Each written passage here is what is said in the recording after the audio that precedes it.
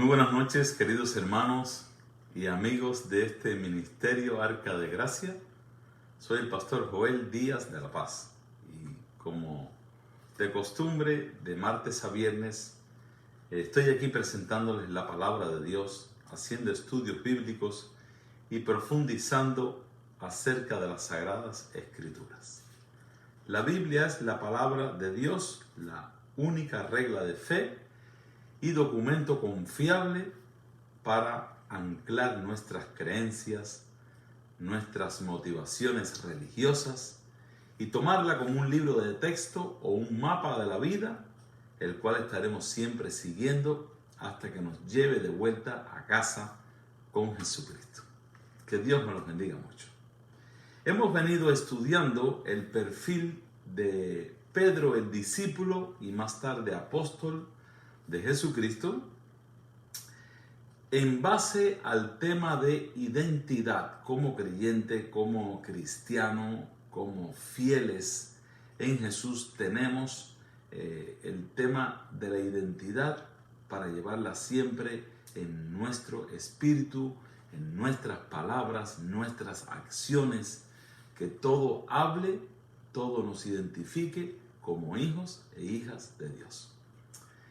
El personaje de Pedro es muy interesante porque es un personaje bíblico que fluctúa, que cambia, que modula, a veces para mal, otras para bien, y hemos venido disfrutando de estos temas a lo largo de las semanas anteriores. Ahí por 2 semanas no hemos tenido este espacio en la noche, en parte por problemas de enfermedad y trastornos en mis cuerdas vocales. Y después he tenido trabajos como pastor a mi congregación, visitas a mis hermanos y hemos tenido que sacrificar este espacio. Aquí estoy de vuelta. Vamos a orar para encontrarnos con un momento donde Pedro, el discípulo, el protagonista de nuestra serie, aparece nuevamente con algo para nosotros. Así que les invito a orar. Bendito Padre que estás en los cielos, estoy agradecido por el privilegio de poder volver a este espacio donde la Biblia es presentada para todo aquel que quiera escuchar. Señor, pido tu bendición para cada persona que con gratitud y con alegría se sienta a escuchar tu palabra y a saborear los textos bíblicos y las enseñanzas extraordinarias que aparecen en este libro sagrado.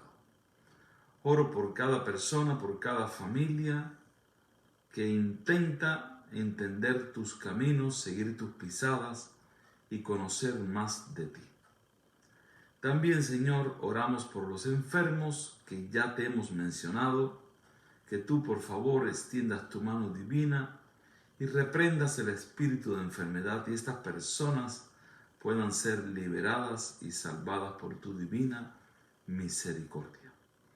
Oramos por este espacio que vamos a estudiar juntos la Biblia y aprender algo más de las Sagradas Escrituras. Pedimos tu bendición y tu sanidad y tu sabiduría en el poderoso nombre de Jesucristo. Amén y amén. Bueno, una amiga muy querida me envió hoy un anuncio, un mensaje, un póster, una postal de esta de Facebook o de Instagram, no sé dónde la pescó, y me dejó pensando porque tenía que ver con el tema de hoy. Y dice, puedes ponerte todas las máscaras que quieras, pero tus acciones dirán siempre quién eres. Bueno, pudiera ser la paráfrasis de otro pensamiento con esta misma intención, pero está muy interesante en este marco de las máscaras y de la pandemia. Repito, puedes ponerte todas las máscaras que quieras, o sea, puedes disimular, puedes hacer como que te estás portando bien, puedes hacer como que ahora sí vas a hacer las cosas correctas, pero tus acciones te van a traicionar. ¿Y a qué se referirá este pensamiento de que tus acciones dirán siempre quién eres? Bueno, cuando nosotros hacemos una puesta en escena. Cuando en nuestra vida quisiéramos aparentar que estamos sanos o que estamos curados de aquel mal, de aquellos caprichos, de aquellas tendencias pecaminosas. A veces, delante de cierto y determinado público o personas que nos rodean, damos una apariencia de que hemos cambiado. Creo que es a lo que se refiere este tema. Sin embargo, cuando llega una crisis, las personas extrovierten lo que en realidad llevan dentro. En una crisis de cualquier tipo, crisis emocionales, crisis temperamentales, es casi lo mismo, crisis de salud, físicas, financieras. Cuando estamos atravesando por problemas físicos, por problemas reales, profundos en nuestra vida, ahí se sale quién realmente soy. No importa lo que yo diga que soy.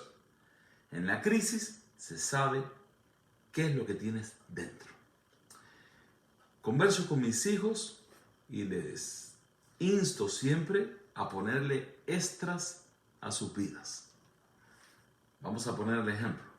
Llega una joven muy bonita, de muy buena presencia, de esas que impactan al público cuando se asoman, porque talmente parece que Dios le dio todo. Y después que la gente miró o admiró su belleza física, pudieran ahora hacerse la segunda pregunta. ¿Y ella quién es? Y esta segunda pregunta es la que determina realmente la valoración de esa joven o de esa mujer que llegó a la escena. Llegó un joven bien parecido, con cara de inteligente, con una frente ancha y con un porte principesco. Y todos lo saludan, todos lo admiran, porque si hay una época que la gente va detrás de la apariencia, es esta. Hoy no importa si estás saludable, si eres inteligente, si has estudiado, si has alcanzado metas. Lo importante es que luzcas sexy. Si luces sexy, estás bien. Bueno, me estoy refiriendo a una máxima, una situación social que es prácticamente decadente. Pero yo le digo a mis hijos y a todos los jovencitos que se me pueden acercar, o jóvenes a los que puedo tener acceso con mis palabras, que no son muy bienvenidas en estas edades, les digo, traten de ponerse extras. Bueno, nos gusta comprar los carros que tienen muchos extras, que tienen los rines alterados o bien pintados, bien decorados, que tienen el techo que se abre, que tiene luces de LED, que tienen faroles detrás. Un carro de esos, con muchos extras, aunque sea de un año que está un poco atrasado, pero la gente respeta porque el carro tiene muchos extras. También, como los carros, somos las personas. Tenemos un valor natural que el Señor nos da en la cruz del Calvario y somos de gran estima para Dios. Aunque tú estés atravesando por una crisis emocional, una gran tristeza, una depresión o una ansiedad o preocupación por el futuro, tú tienes un gran valor para Dios. No importa si eres menos bonita o muy bonita, si eres alto o más bajito, si eres delgado y musculoso o regordete, como Sancho Panza, no importa el físico, en lo absoluto para Dios lo que vale eres tú. Porque de una forma perfecta y exacta, tú has sido creado a imagen y semejanza de Dios. Ahora, la sociedad es muy exigente, las personas son muy demandantes Y hay un grupo que solamente se va a fijar en el físico, se van a fijar en la apariencia externa, pero hay otro grupo que va a exigir o va a pensar o va a demandar de ti un desarrollo intelectual, una carrera profesional o una carrera técnica o un oficio muy demandado. Y el mundo espera que seas alguien, porque es tu identidad, es lo que tú vales, es lo que tú eres, es lo que tú aportas. Algunas personas conozco, me da mucha tristeza dialogar con este tipo de gente, que se jactan de todo lo que saben hacer, pero no prestan servicio a nadie, a no ser que cobren, y que cobren bastante. Pero alguien ha dicho que la palabra felicidad se descompone en esta enseñanza: feliz si das. Las personas que damos, que ofrecemos lo que tenemos, nos paguen o no como merecemos, nuestra misión es dar, ayudar, servir, orientar, aconsejar, predicar, amar. Y los que hacemos esas cosas somos felices. Somos inmensamente felices con poco. No necesitamos mucho. La gente que servimos no necesitamos mucho, porque nuestra mayor satisfacción y alegría es dar y servir. Hay un pensamiento muy interesante que dice: el que no vive para servir, no sirve para vivir. Es muy interesante ese pensamiento. Y estoy haciendo todo este preámbulo antes de entrar en esta escena que está encantadora, porque Pedro es este hombre que se las sabe todas, que puede hacer cualquier cosa, que no se le calla a nadie y que dice la verdad, aunque le duela a quien le duela. Sin embargo, Pedro pasa por una crisis, por una situación bastante traumática para él, y flaquea y cae. ¿Por qué? Porque nuestra fe, nuestra creencia, nuestra religión debe basarse en un fundamento sólido. Tenemos que tener una conexión con Dios de tal manera que Él inspire nuestra vida, que su santa palabra nos guíe, nos aconseje, nos lleve. Y los cristianos que se han acostumbrado a confiar en la palabra de Dios, a depender de la Biblia, a recurrir y rebuscar en la Biblia cuando tienen alguna inquietud o preocupación o desconocimiento, son las personas que realmente están empapados de la voluntad de Dios. Ahora, hay otros creyentes que se asesoran, se enriquecen con muchos libros de diversos autores religiosos a lo largo de la historia y llegan a tenerle tanta fe a estos hombres que menosprecian el texto bíblico, y eso es penoso. Alguien dijo que si el pueblo de Dios fuese perseverante, fuese dedicado al conocimiento de las Sagradas Escrituras, sus escritos no serían necesarios.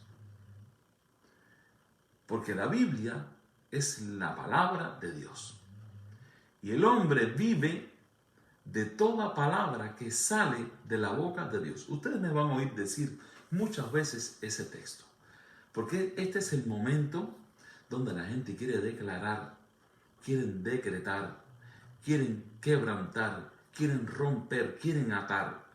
Pero el hombre no vive de lo que dice, porque el hombre no tiene poder, el hombre no es nada. O sea, el hombre es nada.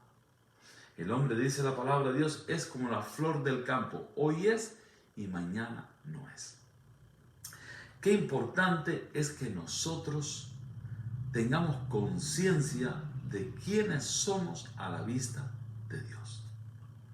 Aquellos que se creen muy grandes, muy importantes, muy capaces o de cierta manera todopoderosos, son este tipo de personas que miran solamente en dirección horizontal.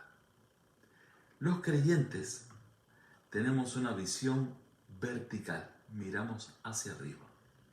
Y mientras más miramos hacia arriba, contemplamos a Dios, reconocemos su poder, reconocemos su autoridad, reconocemos su grandeza, su majestad, su pureza y su santidad, nos humillamos, nos apocamos, nos ponemos chiquiticos y pequeñitos, porque es así cuando Dios puede trabajar con nosotros.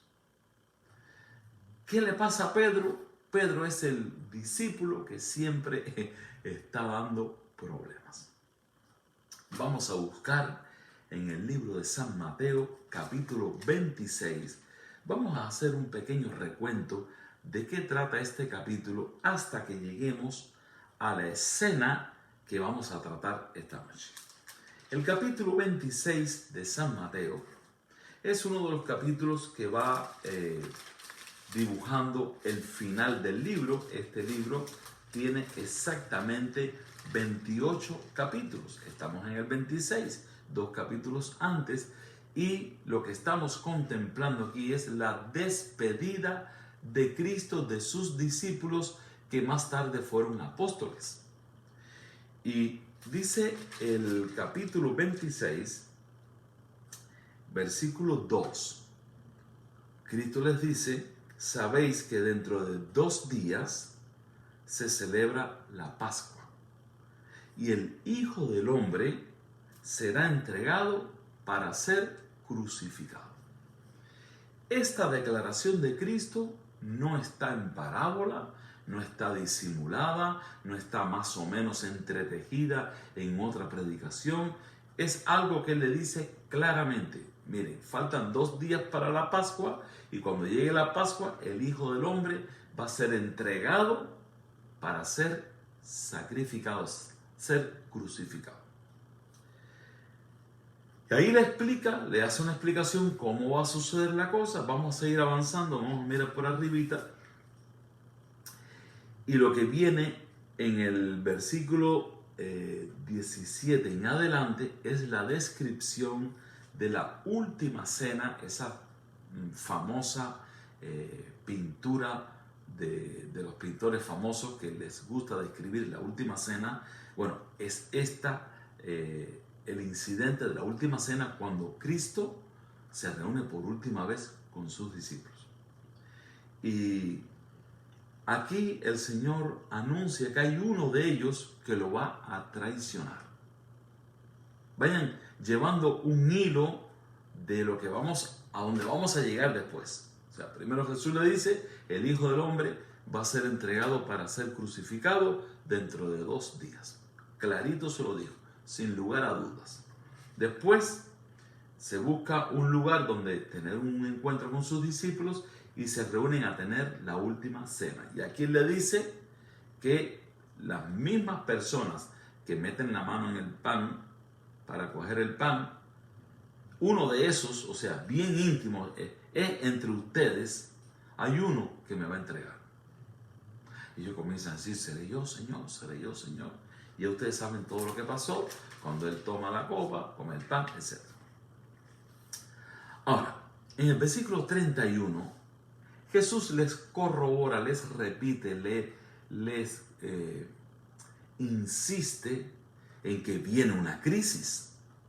Hemos estado hablando de las crisis, que nuestra identidad no se puede perder en la crisis. Tienes que mantener el control, tienes que mantener el objetivo en la crisis. Dice el versículo 31, entonces Jesús les dice: todos vosotros. Bueno, allí dijo: hay uno que me va a entregar, pero ahora dice: todos vosotros os escandalizaréis de mí esta noche. Se van a acobardar, ustedes se van a acomplejar, se van a avergonzar de mí esta noche. Todos. Porque escrito está: heriré al pastor y las ovejas del rebaño serán dispersadas. Una profecía de Zacarías. La podemos encontrar en el capítulo 13, versículo 7. O sea, Zacarías profetizó lo que iba a pasar esa noche de la Pascua. Ustedes todos se van a escandalizar. O sea, ni uno solo se va a quedar conmigo. Ahora, él le dice en el versículo 32, seguidamente de esta mala noticia, que a ellos no les gustó. Pero después que haya resucitado, iré delante de vosotros a Galilea. En este momento hay una reacción, no de los discípulos, hay una reacción de un discípulo. ¿De quién? De Pedro. Pedro, el hombre que siempre reacciona, el hombre que siempre responde, el hombre que siempre se las sabe todas y el que da la respuesta correcta. Dice Pedro, versículo 33, aunque todos se escandalicen de ti, yo nunca me escandalizaré. Ellos sí, que son unos flojos y unos cobardes y tú sabes cómo son, pero yo no me voy a escandalizar de ti. Jesús le dice tácitamente, de cierto te digo que esta noche, antes que el gallo cante, me negarás 3 veces.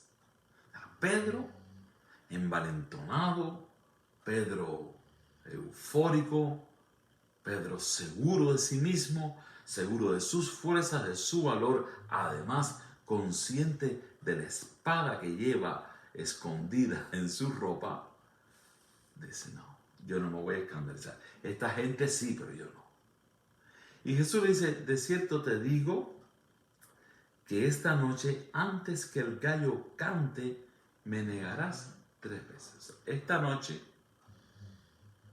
esa noche, donde me tomen prisionero, va a pasar toda la noche y el gallo canta bien tempranito. Los gallos están cantando 4:30, 5 de la mañana, ya los gallos están cantando. Bueno, antes que el gallo cante, tú me habrás negado 3 veces. ¿Qué es el dilema de Pedro? Bueno, el dilema de Pedro es que no ha entendido que no es con ejército ni con fuerza, sino con el Espíritu de Dios. Hay muchas personas en la iglesia moderna, la iglesia actual, que son capaces. Hay personas que predican muy bien, personas que ministran muy bien, personas que dirigen departamentos en la iglesia, dirigen ministerios, lo hacen eficazmente, eficientemente, con excelentes resultados. Y no se dan cuenta que es que Dios ha querido usarlos en esta labor. Dios los ha querido llevar en sus manos para que hagan este trabajo en favor de los demás.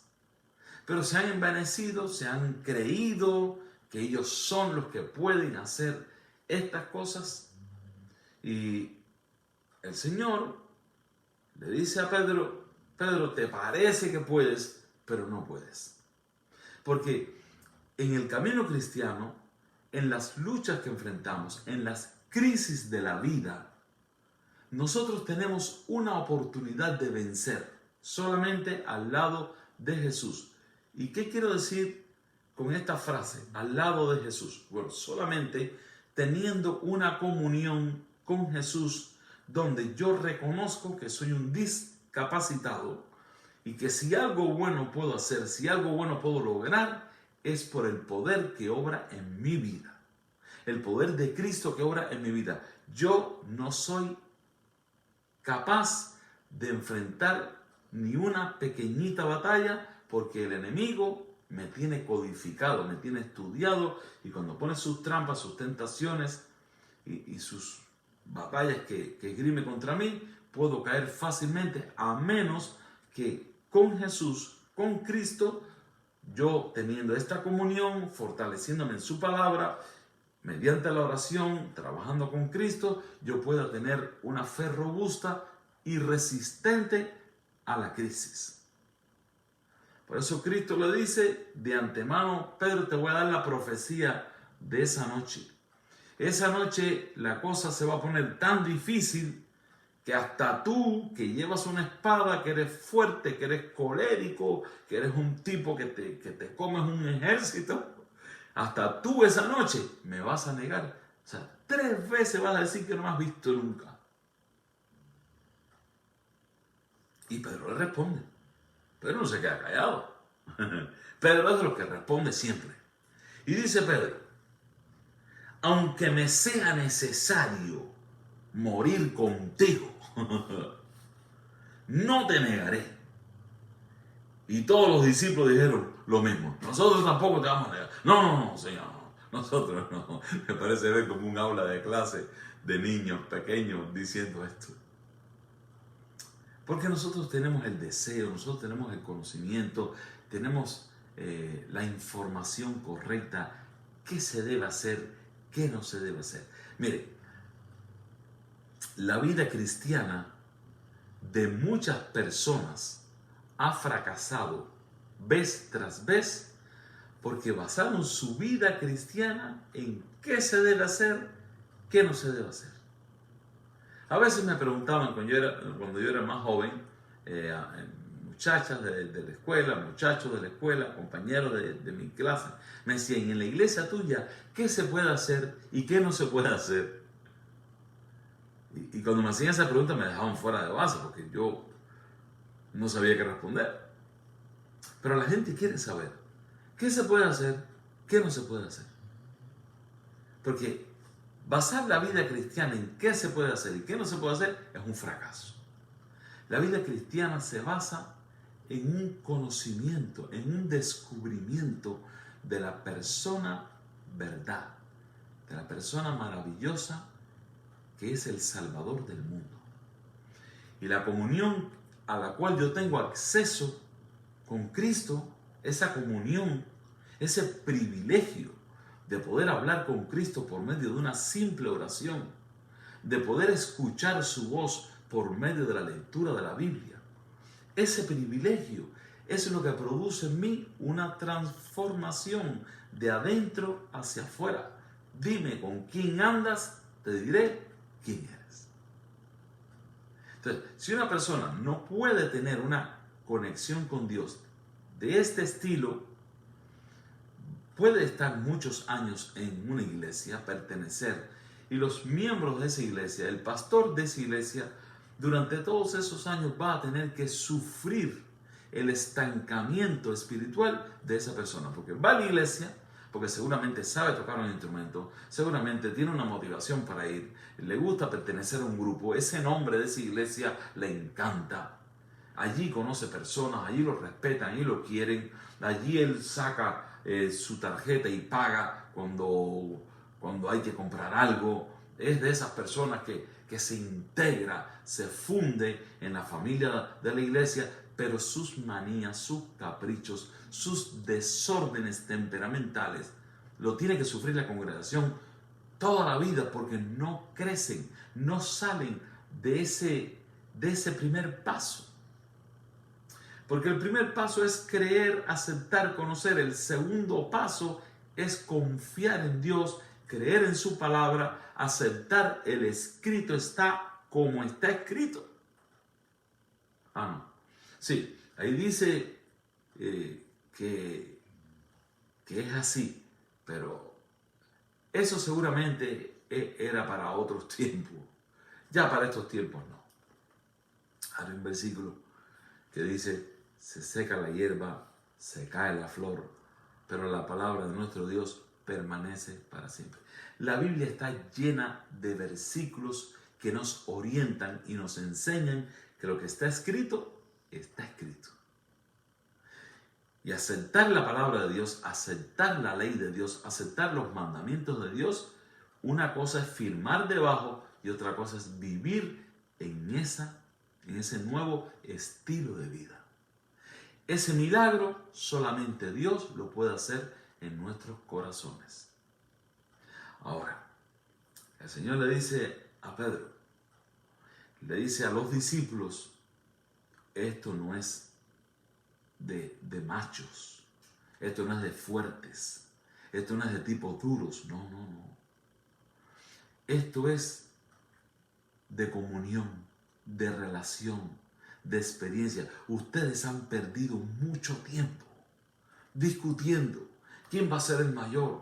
Cuando Cristo se vaya, ¿quién se va a quedar en su lugar? Imagínate, han perdido mucho tiempo. El Señor le está diciendo a ellos, me da mucha pena con ustedes, debían estar listos para este examen, pero no lo están. De pronto, en una iglesia X, se produce un escándalo. Entre los miembros hubo una pelea y se fueron a los puñetazos. O dos señoras de la iglesia se celaron por alguna razón y se entraron a cachetadas en plena iglesia. O el pastor, la persona que todo el mundo confió en él por más de 20 años, se le descubre ahora que es un depredador sexual, que ha coqueteado con las mujeres de la iglesia o ha tenido cualquier escándalo de eso. O que se robó el dinero, o que se escapó con todo el dinero de la colecta del mes entero. Esos escándalos se producen porque la gente ha estado en la iglesia, pero no ha estado en Cristo. Son dos cosas diferentes. Cualquiera va a una iglesia.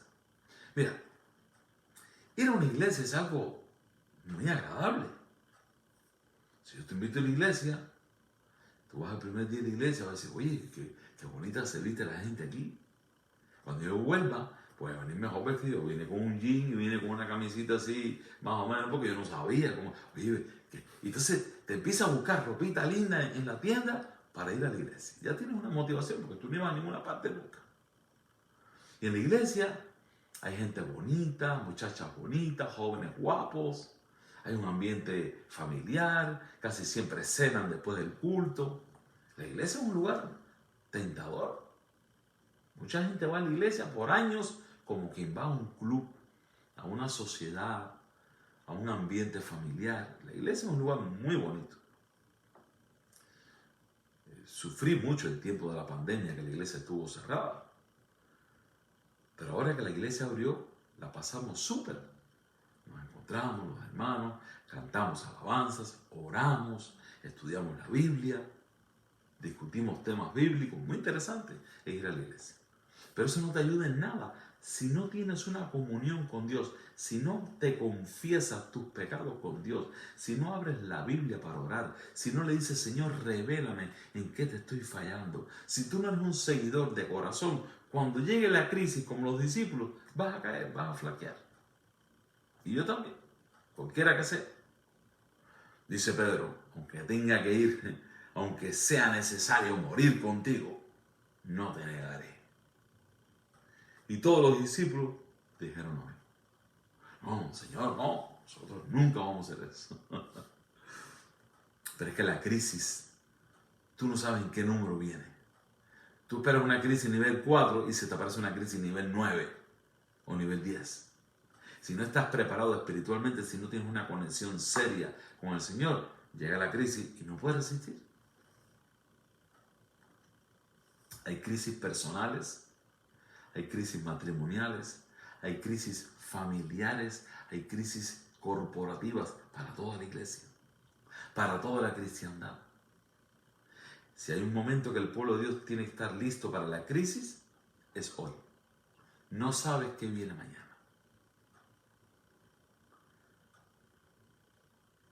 Entonces Jesús se va con ellos al huerto de Getsemaní. Les quiere dar un mensaje implícito, un mensaje escondidito, un mensaje no tan claro. Le está queriendo decir algo, lo lleva a Getsemaní y les dice,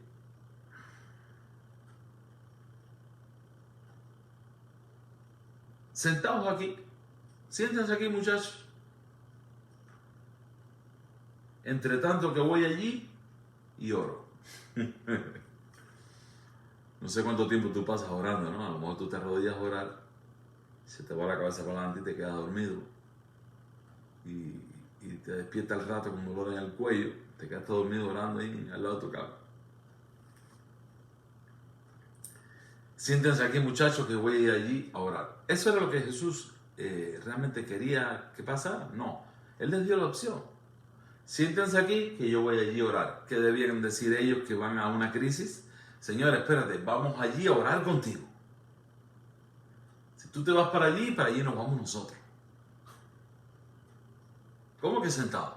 No, Señor, nosotros no venimos aquí a sentarnos, vinimos aquí a orar. Porque tú vas a pasar por un trago amargo y queremos estar contigo en ese trago. Y Jesús se hubiera regocijado. Pero siéntense aquí, muchachos, voy a ir un momentico a orar. Pero Jesús empieza a orar y no tiene para cuándo acabar. Porque cuando Jesús está orando, está hablando con su Padre. Y ellos se aman entrañablemente. No hay mayor sacrificio que se pueda escribir en todo el universo que cuando el Padre ofreció a su Hijo para que se lo mataran. Por el amor que el Hijo tenía por esa humanidad. Y Él se ofreció. Él dijo, yo pongo mi vida. Nadie me la quita, yo la pongo. Si yo quiero, nadie me la quita. Entonces Cristo se fue a orar y ellos se quedaron sentados ahí. Hacía frío. La noche estaba oscura. Ahí no había luz eléctrica, no había una lámpara. A lo mejor tenían una lamparita de esa de... Pero nada, esperaron sentados. Tú no puedes ir al lado de Cristo a sentarte. Al lado de Cristo se va a orar como Él y a pelear con Él y a vencer con Él. Tú no vas a sentarte al lado de Cristo. Todo el que viene a la iglesia a sentarse se queda en la crisis. A la iglesia vienes a trabajar por Cristo, a orar con Cristo, a reclamar las promesas. Entonces ellos se sentaron ahí. Tú te sientas, te aburres, te cansas. Entonces Juan se recostó un poco a Santiago y se durmió. Y Santiago también empezó a cabecear. Y dice, mira, Juan, échate para allá un poquito que tu cabeza pesa. Mira, acuéstate ahí. Se empezaron a acostar en el piso y se durmieron. Dice el versículo 40, vino luego Jesús a sus discípulos y los halló durmiendo. Le dijo, siéntense aquí que voy allí a orar. Y cuando regresó los halló durmiendo. ¿Qué clase de soldado eso? ¿Qué clase de valientes que ante la guerra se duermen? Los halló durmiendo y dijo a Pedro, que fue el que dijo, yo si tengo que ir a la muerte voy, le dice a Pedro, así que no habéis podido velar conmigo una hora. ¿Qué quería Jesús realmente? ¿Que se sentaran o que velaran con Él? Les dio la oportunidad a que uno de ellos dijera, mira, mientras el maestro está llorando, vamos a orar nosotros aquí. Dice eso, así que no habéis podido velar conmigo una hora.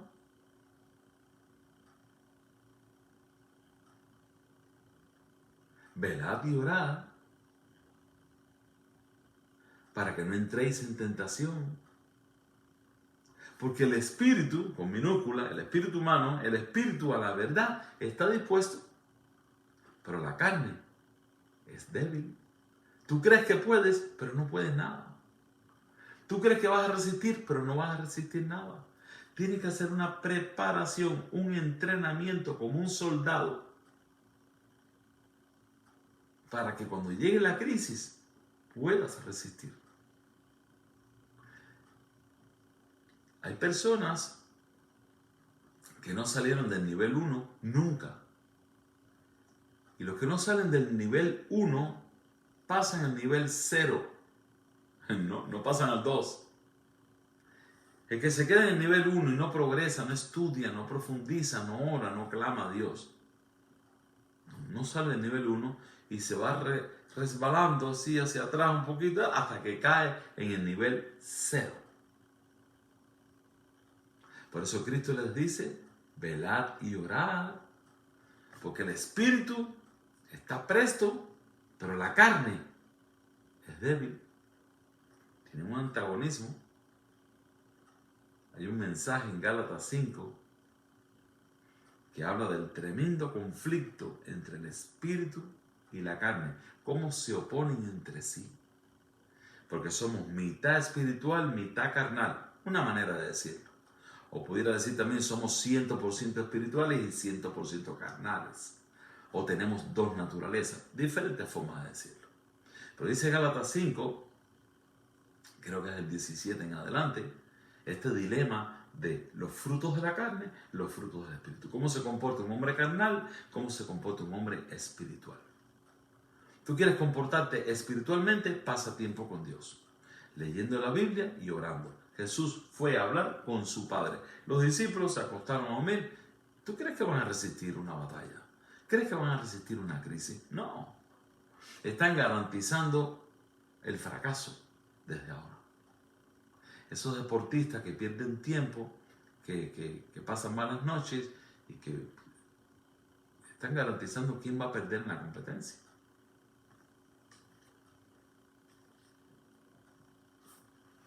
Ahora Jesús se fue a orar, vienen al mismo huerto una turba, se lo llevan preso, lo llevan a un tribunal injusto, un tribunal asesino. No había respeto por las leyes, no había respeto por el hombre, no se hacían juicios de noche. En la tradición judía, en las leyes judaicas, no se hacían juicios de noche. Bueno, pues le hicieron juicio a Cristo de noche. En pleno tribunal lo abofetearon. Le hacían preguntas para entramparlo. Y allí en el tribunal había un patio. Y hacía frío. Y la gente estaba en ese patio calentándose, soldados, siervos, criados, y ahí se infiltró Pedro. Pedro se infiltró ahí.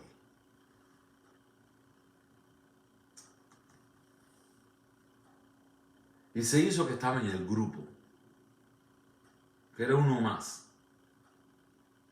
¿Qué le hizo a su identidad? La escondió. ¿Cuántos creyentes, no digo cristianos, eso es otra palabra? ¿Cuántos creyentes, cuántos visitantes de la iglesia, cuántos asiduos visitantes de la iglesia, cuántos miembros de la iglesia de años, un día les conviene esconder la identidad para poder sacar ventajas, para poder librar su vida o para poder pasar un momento de pasión o de excitación? Entonces esconden la identidad. ¿Cuántos hay? Tú lo has hecho. Yo también lo he hecho. Es posible que lo estés haciendo ahora. Y tienes tu nombre escrito en los libros de una iglesia como que eres un creyente fiel. Das la apariencia, pero no eres esa persona.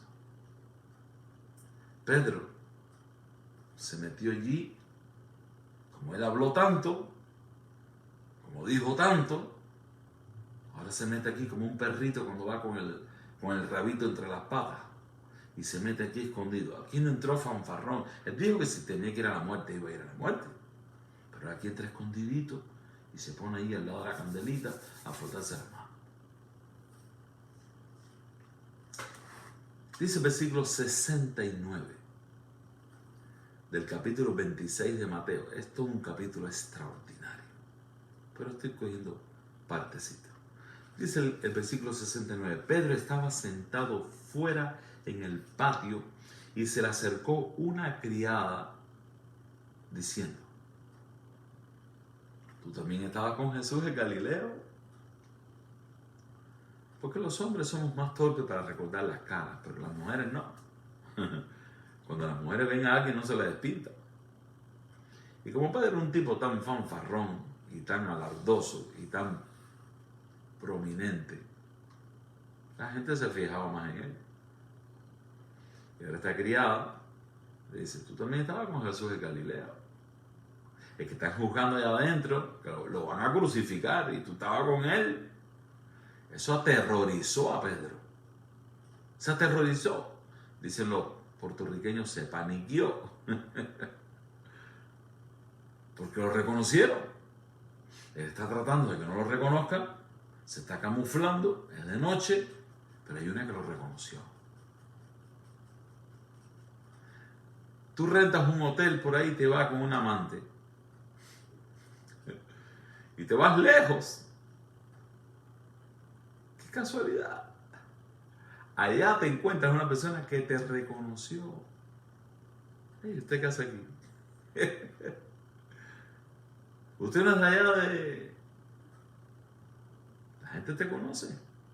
¿Y sabes por qué la gente te conoce? Porque como te declaraste cristiano, el Espíritu Santo te dotó de una luz invisible que atrae a la gente. La gente te está mirando y no es porque tú seas lindo o linda.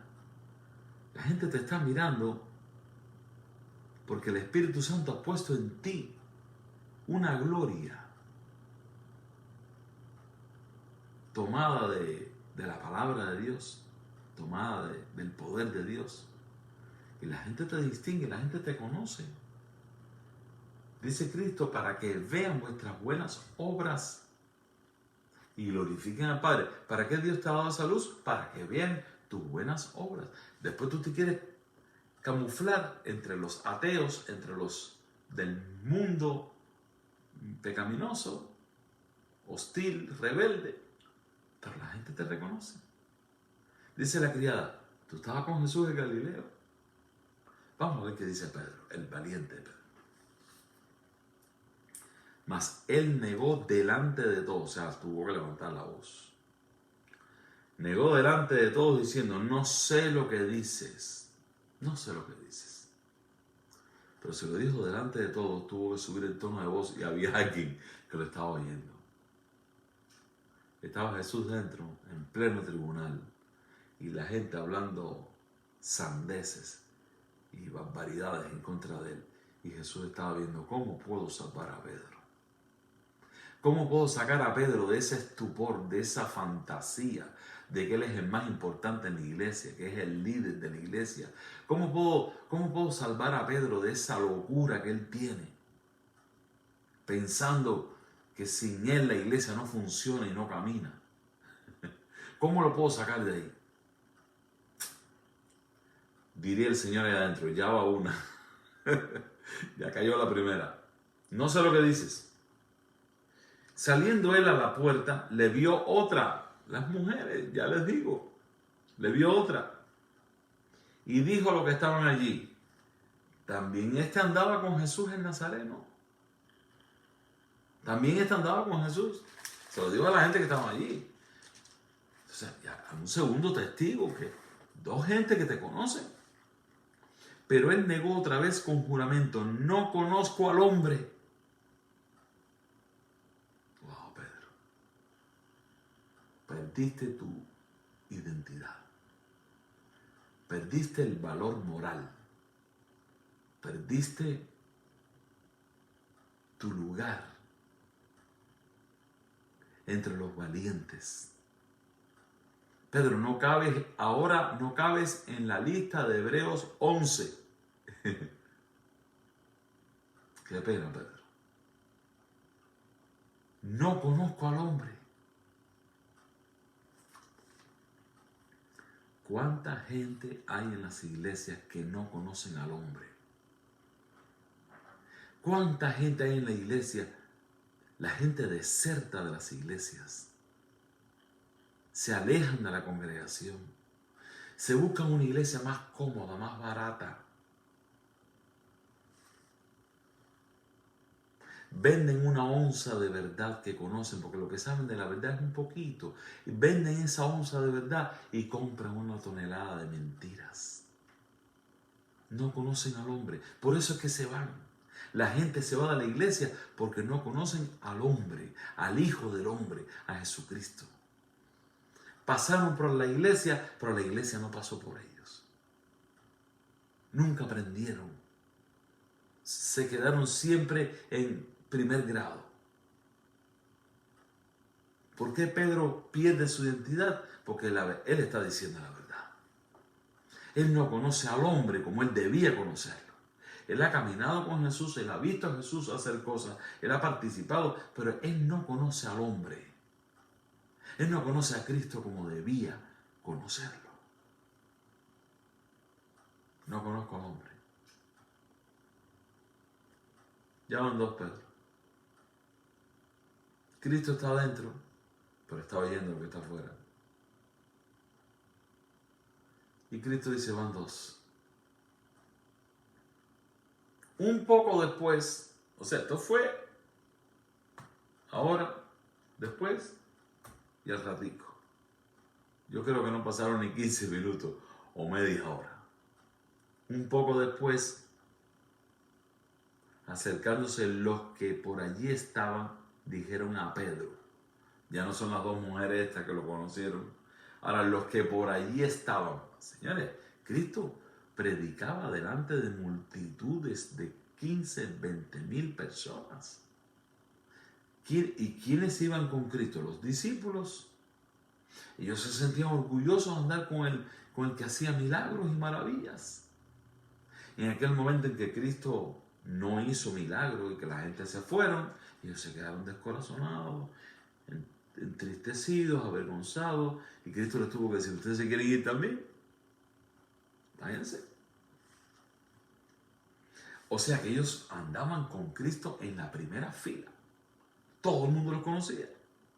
Pero dice el versículo 73, un poco después, acercándose los que por allí estaban, dijeron a Pedro, verdaderamente tú eres de ellos, porque aún tu manera de hablar te descubre.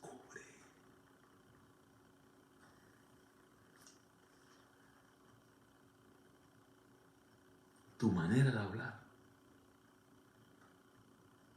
Lees la Biblia, oras, cantas, escuchas la predicación hoy, escucha la predicación mañana, escucha la predicación la semana que viene, vas a la iglesia por 5 años, por 20 años, tu vocabulario se ha enriquecido, tus maneras se han refinado, tu estructura emocional se ha enriquecido, hablas diferente, la gente no sabe si eres mexicano, si eres cubano, si eres guatemalteco, si eres colombiano. La gente dice, ¿de dónde tú eres? No, yo soy de tal lugar. Pero tú no pareces de tal lugar. Claro, porque te has convertido lentamente en un discípulo. Te estás pareciendo a tu maestro. Estás conociendo más y más de Jesús. Has cambiado. Él te ha cambiado. Tú querías cambiar, pero no podías. Pero Él te ha cambiado. No ha terminado el trabajo, por eso es que estás diciendo que no lo conoces. Pero ya te ha cambiado. Le dicen, aún tu manera de hablar, te descubre. Impresionante. La gente que va a la iglesia, los niños que van a la iglesia, en la escuela dan una imagen diferente. Aún tu manera de hablar te descubre. Eres uno de ellos. No te escondas más, no falsifiques más. ¿Eres o no eres? ¿Quién eres? Entonces él comenzó a maldecir. ¿Cómo, Pedro?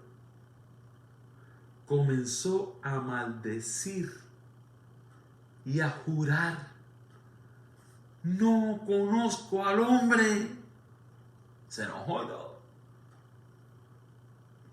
Aquí no dice las maldiciones que dijo, obviamente. Ni los juramentos falsos que hizo. Te lo juro. Aquí no dice nada de eso. Pero Pedro comenzó a maldecir y comenzó a jurar. Y gritó que no lo conozco.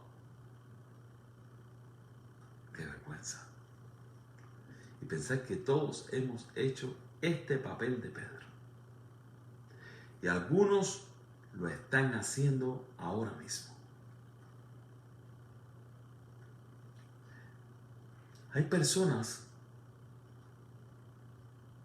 que son incapaces de negar a Cristo, como Pedro, su moral, su dignidad, su autoestima, sus valores. No le permiten esta cobardía barata de Pedro. Sin embargo, en su vida íntima, sus acciones, cómo tratan a la esposa, cómo le hablan a la esposa, cómo le hablan a los hijos, cómo tratan a sus hijos, cómo responden a sus familiares, a sus seres queridos. Dice la palabra de Dios que tenemos que proveer primero para los de nuestra casa. Y a veces tratamos muy bien a la gente de la calle, que la gente dice, ay, es un ángel. Pero a la gente de la familia, a la gente de la casa, los menospreciamos, los maltratamos, los basureamos. Bueno, esto es una palabra que la aprendí por allá por Ecuador. No creo que tenga respaldo gramatical. Pero tratamos como basura a la gente de nuestra casa, a nuestros más cercanos. ¿Cuántas esposas de cristianos líderes, no cristianos no, esa palabra no va ahí? ¿Cuántas personas, cuántas mujeres esposas de religiosos líderes que ministran, que aparecen en una iglesia, sufren desprecio, maltrato, humillación, falta de respeto, violaciones? Y son líderes prominentes en sus iglesias, una vergüenza. Mujeres que son golpeadas y maltratadas en casa y después los esposos se sientan en las iglesias a fanfarronear de que son lo mejor de la congregación. No niegan verbalmente a Cristo, pero sus vidas son un caos, una miseria, una vergüenza. Y como hay de esos, muchos, comenzó a maldecir y comenzó a jurar, diciendo, no conozco al hombre. Y enseguida cantó el gallo. Enseguida cantó el gallo. Cuando dijo, no conozco al hombre, enseguida en el compás siguiente cantó el gallo. Una palabra hablada y un acompañamiento musical. Enseguida cantó el gallo. ¡Qué vergüenza! Bueno, en ese momento Pedro volvió en sí. Entonces Pedro se acordó de las palabras de Jesús que le había dicho, antes que cante el gallo, me negarás 3 veces. Y saliendo afuera, lloró amargamente.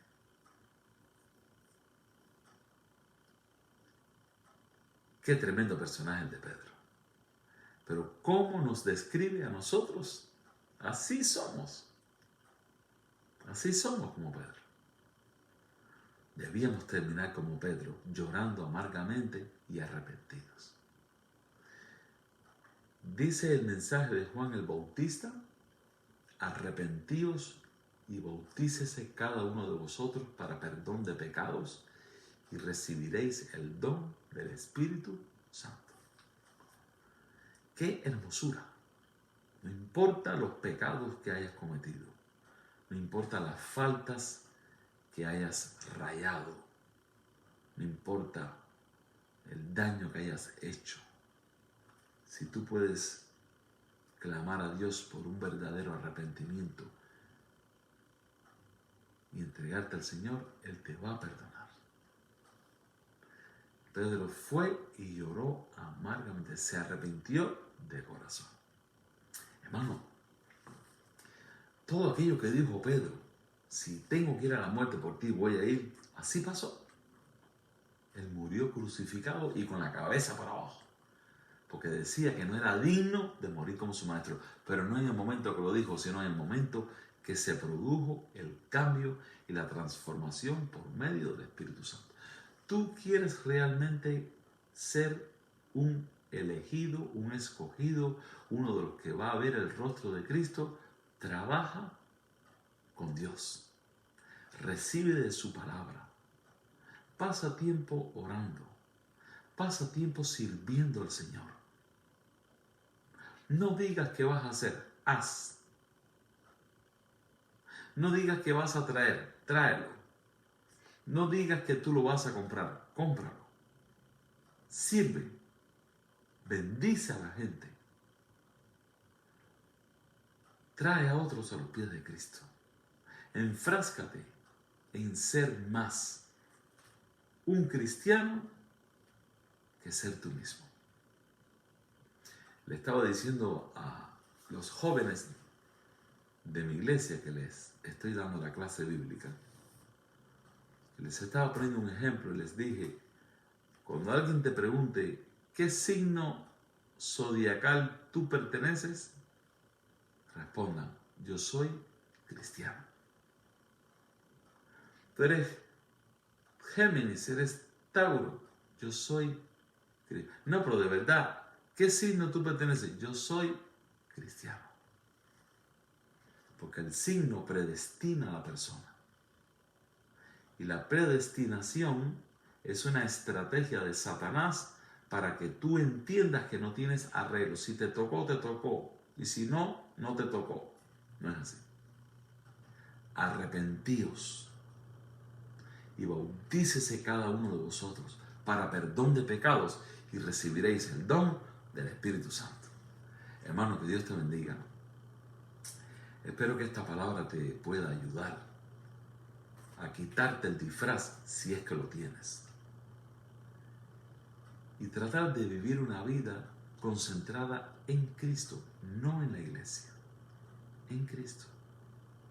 Revísate. Yo sé que tú estás plenamente convencido que estás en la iglesia correcta. Está bien, no vamos a tocar ese tema.